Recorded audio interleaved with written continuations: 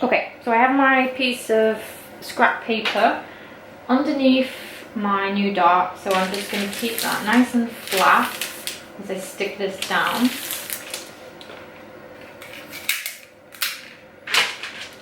I've also just cut out around the top of the bodice block, just so it makes things a little bit easier for me when I'm folding and I'm cutting.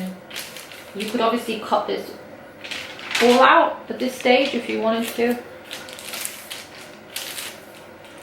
Just gonna place some tape so that the paper behind it is attached. So.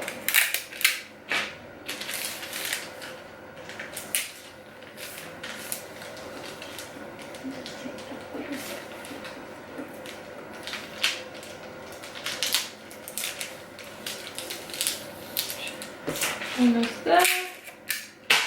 Okay, great.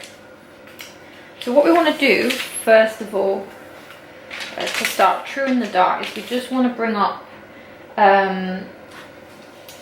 the dart point. So we don't want it, so right now this is the boss point and we don't want the dart to finish right on the boss point. We want to just bring it up or bring it back, should I say. If we did keep it there, it would, when we actually sew it, it would end in quite a kind of extreme angle. It would look really pointy. So we just want to smooth it out and make it look a little bit more natural. So what we suggest is bringing this point up by 5/8 of an inch. Okay, so it's just a little bit over half an inch. So what you would do is obviously measure 5/8 and then place a new dart point. Just want to make sure that it's in the center of these two dart legs.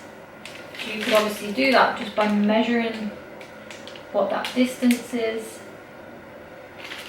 and then placing your dart right in the middle. So this now is my new dart point. So at each dart leg, so say if I called this one A and this leg B, I want to make sure that these new dart legs join up to my new dart point. So all you do is draw a line from here to the dart point. So, and then B, I'm going to take it straight back up. Okay. So just this area here has changed.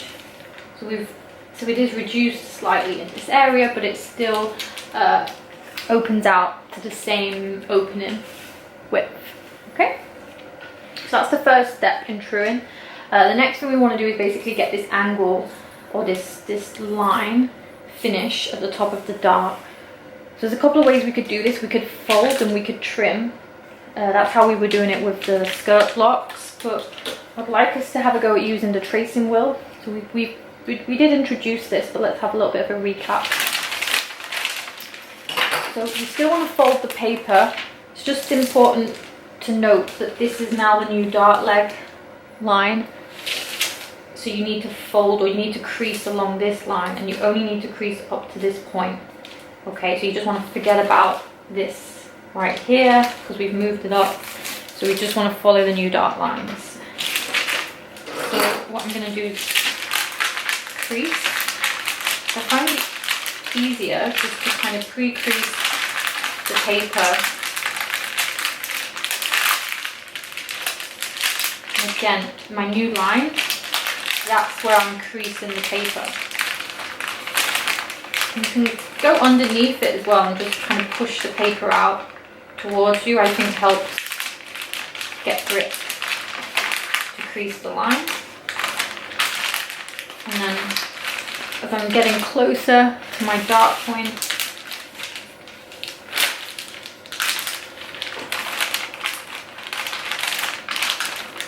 I'm going to end right here.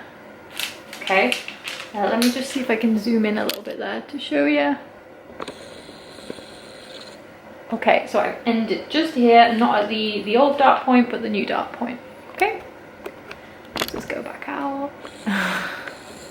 Okay, great. But yeah, the most important thing is what I want to do here is just close these two areas up.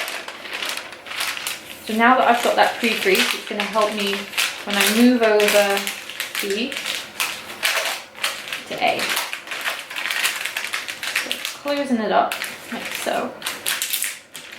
So hopefully this is jogging your memory. So if I just turn this back now, you can see that the top of the bodice, the shoulder, that's now joined together. So what I would do is just place a piece of tape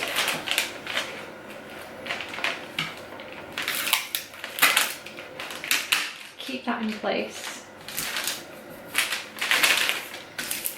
Now with my tracing wheel, I'm going to trace this line of the shoulder, so this original line, so that it hits the back pieces of the paper. What I'm actually going to do is just put some scrap paper underneath this, because the holes obviously pierce the paper, and if you're pressing quite hard, which is what you want to do, so you get strong holes, strong guidelines. You don't want to be kind of making holes in your tables at home or anything like that. So you could use a cutting mat or just make sure that you've got something underneath it. I'm just going to go backwards and forwards along that line. And then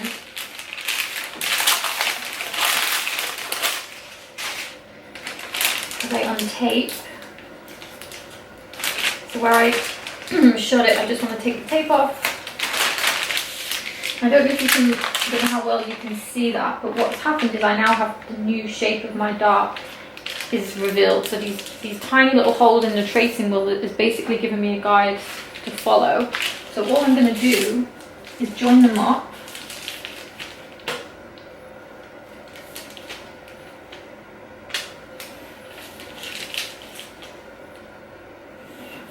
Like so. And then I can obviously cut away the excess.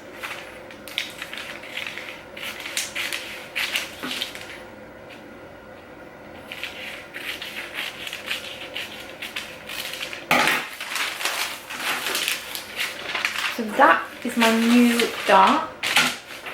So I've got leg A, leg B, and then this right here is my new dart point.